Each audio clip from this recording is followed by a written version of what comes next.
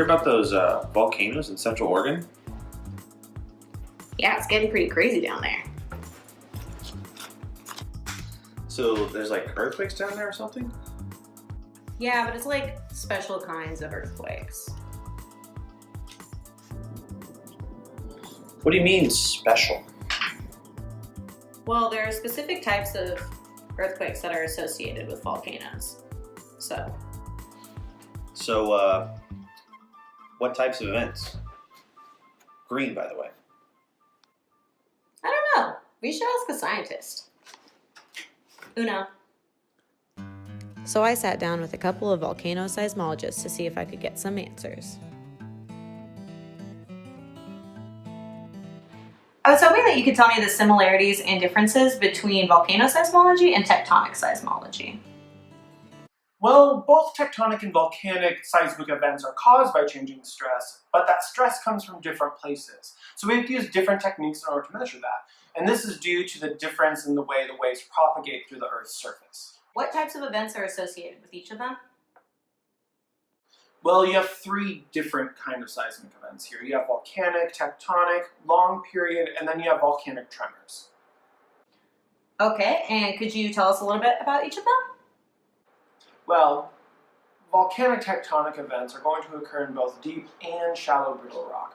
Deep events are going to have much higher frequencies, where shallow events are going to be a lot lower in frequencies. However, both are going to be caused by a stress buildup and a slip, which is what's going to cause that shear failure.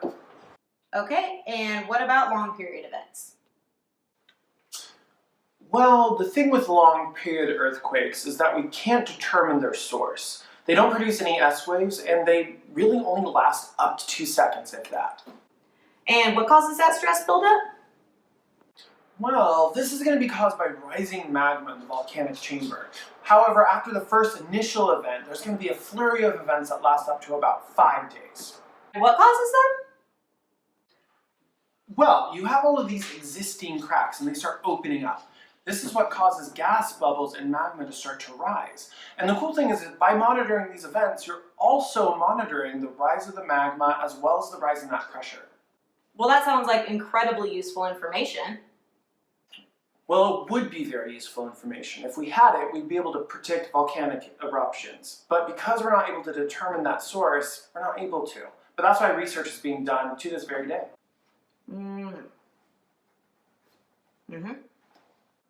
Then yeah, there are tremors. And tremors are going to have narrow frequencies that can last up to months. Now they're similar to spectra as those long period events we talked about before. However, we're actually able to pinpoint that source of tremors. And they're also proven to indicate volcanic activity.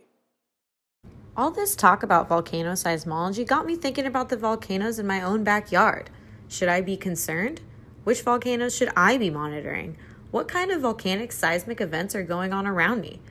So I went to another professional for some advice. I was hoping you could tell me which volcanoes in Oregon we should be paying attention to. Mount Hood currently has the highest threat level, followed by Three Sisters, Newberry, and Crater Lake. Newberry, really? Yeah, it's actually the 13th most threatening in the country right now. Since its new stations were installed in 2011, it's been detecting 10 to 20 earthquakes per year. And what kind of earthquakes? Mostly small volcano-tectonic earthquakes. They've also detected some deep and shallow long-period earthquakes. And what's causing the earthquakes? Well, there's evidence of magma located at shallow depths, which is most likely the cause of the seismic activity. But since Newberry is a shield volcano, we don't have to worry as much about lahars, right? True, but that just means that its eruption will be more explosive than a cinder cone or stratovolcano. It also makes it more difficult to detect warning signs for.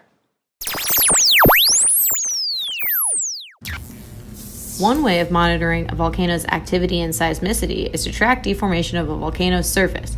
To do this, the USGS creates an interferogram using radar images of the Earth's surface collected by satellites.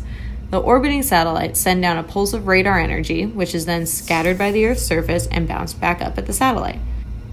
This technique is useful because it can accurately cover a very large area, but it's not affected by weather. Tomography is another method commonly used, and it determines something called a velocity structure beneath a volcano.